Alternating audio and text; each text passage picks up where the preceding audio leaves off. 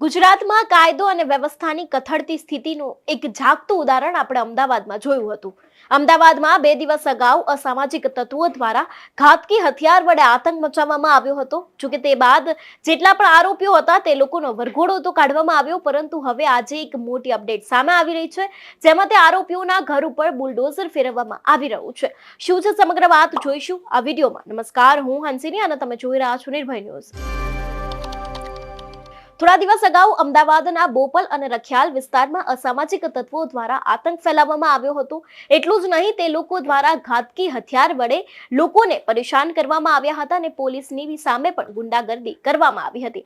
પોલીસની સામે એ રીતે લુખ્ખા તત્વોએ પોતાની દાદાગીરી બતાવી હતી કે પોલીસ પણ ડરીને વાનમાં બેસી ગઈ હતી અને હવે આ જ આરોપીઓનો વરઘોડો તો કાઢવામાં આવ્યો હતો, પરંતુ હવે આરોપીઓના ઘર ઉપર બુલડોઝર ચાલી રહ્યું છે. જેટલા પણ આરોપીઓ છે તે લોકોના ગેરકાયદેસર મકાન ઉપર અત્યારે હાલ એએમસી અને પોલીસ દ્વારા બુલડોઝરની કામગીરી છે તેને શરૂ કરી દેવામાં આવી છે. જે દ્રશ્યો તમે સ્ક્રીન ઉપર જોઈ રહ્યા છો તે દ્રશ્યો છે આરોપીઓના ઘરના. આરોપીના ઘર ઉપર અત્યારે હાલ બુલડોઝર ફેરવવાની કામગીરી ચાલી રહી છે. એટલું જ નહીં, તેની અંદર જેટલો પણ સામાન છે, ઘરવકરી છે, તેને બહાર કાઢવામાં આવી રહી છે. તેની સાથે જ બુલડોઝરની કામગીરી છે તેને શરૂ કરી દેવામાં આવી છે. એક બાદ એક આરોપીઓના ઘરે બુલડોઝર ફેરવવાનું છે. જો કે અનેક એવી શેરીઓ છે જે નાની છે, એટલા માટે ત્યાં જઈને હથોડા જેવા જે મોટા સાધનો હોય એના વડે પણ અત્યારે હાલ તે લોકોના ઘર છે તે લોકો ઉપર બુલડોઝર ચાલી રહ્યું છે. જો વાત કરવામાં આવે સમગ્ર વિવાદની, તો આ વિવાદ શરૂ થયો હતો અમદાવાદમાં 2 દિવસ અગાઉથી. 2 દિવસ અગાઉ આ જેટલા પણ અસામાજિક તત્વો છે તે લોકો સામે છે. જો વિવાદની વાત કરવામાં આવે તો આ વિવાદ શરૂ થયો હતો 2 દિવસ અગાઉ. 2 દિવસ અગાઉ આ અસામાજિક તત્વો દ્વારા આતંક ફેલાવવામાં આવ્યો હતો. અમદાવાદના બાપુનગર અને રખિયાલ વિસ્તારમાં અસામાજિક તત્વો દ્વારા ઘાતકી હથિયાર વડે લોકોને પરેશાન કરવામાં આવ્યા હતા અને પોલીસ સામે પણ દાદાગીરી કરવામાં આવી હતી. હવે આ જ આરોપીઓના ઘર ઉપર અત્યારે હાલ બુલડોઝર ફરી રહ્યું છે અને આ કામગીરી છે તેની આસપાસ પોલીસનો બંદોબસ્ત ગોઠવવામાં આવ્યો છે અને પોલીસની સાથે એમસી એટલે કે અમદાવાદ મ્યુનિસિપલ કોર્પોરેશન છે તેની પણ અત્યારે હાલ ઉપસ્થિતિ છે તે દેખાઈ રહ્યું છે. પરંતુ આ બધાની વચ્ચે સવાલ અહીંયા એક એ જ થાય છે કે ઘટના બની ગયા પછી કેમ ભાજપ સરકાર તેની સાથે જ કોર્પોરેશન જાગે છે? જે ઘટના બની ગઈ તેમાં તો પોલીસ પણ ડરીને બેસી ગઈ હતી. જોકે એ બંને પોલીસ કોન્સ્ટેબલ છે તે લોકોને પણ સસ્પેન્ડ કરવામાં આવ્યા હતા અને અત્યારે હાલ તેના ઉપર જ કામગીરી ચાલી રહી છે. જે ફઝલ નામનો આરોપી છે તેના ઘર ઉપર પણ બુલડોઝર ફેરવવામાં આવ્યું હતું. તેની સાથે જેટલા પણ બીજા આરોપીઓ હતા તે લોકોના ઘર ઉપર અત્યારે હાલ બુલડોઝર ફેરવવાની કામગીરી છે તેને શરૂ કરી દેવામાં આવી છે. જો કે આ કામગીરી છે તે એએમસી તેની સાથે જ પોલીસના બંદોબસ્ત વચ્ચે કરવામાં આવી રહી છે અને તે લોકોના ઘરમાં જેટલો પણ ઘરવકરીનો સામાન હતો તેને પહેલા એક બાજુ ખસેડવામાં આવી રહ્યો છે.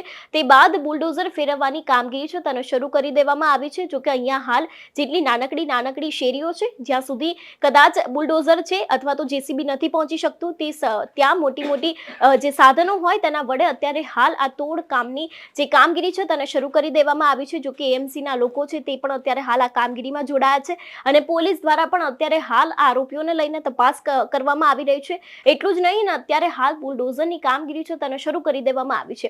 જો કે આ બધાની વચ્ચે સવાલ અહીંયા એક એ જ ઉભો થાય છે કે જે પ્રમાણે અત્યારે કામગીરી ચાલી રહી છે, આ કામગીરીમાં અત્યારે હાલ બુલડોઝર તો ફેરવવામાં આવ્યું છે, પરંતુ શું આ લોકો ઉપર કોઈ કાયદેસરની કાર્યવાહી કરવામાં આવશે કે કેમ, તે પણ અહીંયા એક સવાલ ઉભો થાય છે. કારણ કે અમદાવાદમાં આ રીતે આટલું મોટું શહેર હોવા છતાં પણ અસામાજિક તત્વોનો આટલો મોટો આતંક સામે આવ્યો અને એક એવો આતંક સામે આવ્યો જેનાથી પોલીસ પણ ડરીને ભાગી ગઈ હતી. અહીંયા સવાલ પોલીસ મંત્રાલય ઉપર પણ ઉભા થતા આપણે જોયા હતા, પરંતુ હવે આ બધાની વચ્ચે તે લોકોના ઘર ઉપર અત્યારે હાલ બુલડોઝરની કામગીરી તો કરવામાં આવી છે, પરંતુ હવે તે લોકો ઉપર કોઈ કાયદેસરની કાર્યવાહી કરવામાં આવશે કે કેમ અને પોલીસ તંત્ર દ્વારા તે લોકોને લઈને કોઈ નવી અપડેટ સામે આવવાની છે કે શું, તે પણ હવે આગામી સમયમાં જોવાનું રહેશે. એટલું જ નહીં, જો કદાચ કાર્યવાહી કરવામાં આવશે તો કદાચ કયા કલમો હેઠળ કરવામાં આવશે અને જો આવી જ રીતે અમદાવાદમાં અસામાજિક તત્વોનો આતંક બન્યો રહો તો કદાચ અમદાવાદની જે દુર્દશા છે તે પણ બેઠી શકે છે. પરંતુ હવે આ બધાની વચ્ચે પોલીસ છે તે સતર્કતામાં આવી ગઈ છે. પોલીસ દ્વારા જેટલા પણ લોકો હતા, જે પણ આરોપીઓ હતા, તે લોકોનો વરઘોડો તો ગઈકાલે કાઢવામાં આવ્યો જ હતો.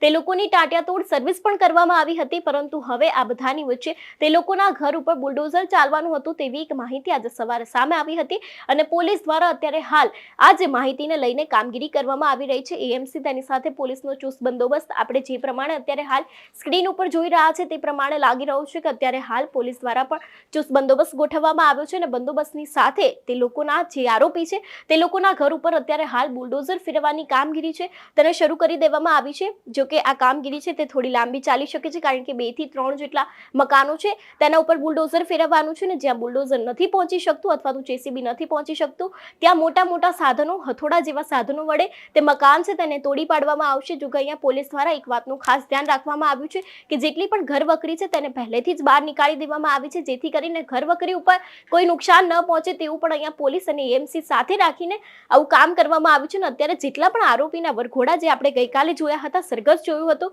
જે પોલીસ દ્વારા કાઢવામાં આવ્યું હતું, તે જ આરોપીઓના ઘર ઉપર અત્યારે હાલ બુલડોઝર ફેરવવામાં આવ્યું છે. જો કે હવે આગામી સમયમાં એ પણ જોવાનું રહેશે કે આના ઉપર કોઈ કાયદેસરની કાર્યવાહી કરવામાં આવે છે કે કેમ, પરંતુ અત્યારે આ બધાની વચ્ચે સવારે જે પ્રમાણે માહિતી આવી હતી એ પ્રમાણે અત્યારે હાલ બુલડોઝર ફેરવવાની કામગીરી છે તેને શરૂ કરી દેવામાં આવી છે. ને જો કે આ કામગીરી છે તે પોલીસ તેની સાથે જ એએમસીને સાથે રાખીને કરવામાં આવી છે. જો કે હવે આગામી સમયમાં આ અસામાજિક તત્વો વિરુદ્ધ કદાચ કોઈ કાર્યવાહી કરવામાં આવે અને પોલીસ દ્વારા પગલાં લેવામાં આવે તો કદાચ અમદાવાદમાં આવા અસામાજિક તત્વો છે તે ઓછા થતા જાય. ત્યારે તમારું શું માનવું છે આ વિષયને લઈને અમને કમેન્ટ કરીને ચોક્કસથી જણાવજો. તેની સાથે જો મારી ચેનલ એટલે કે નિર્ભય ન્યૂઝને લાઇક, શેર અને સબસ્ક્રાઇબ કરવાનું ભૂલશો નહીં. નમસ્કાર.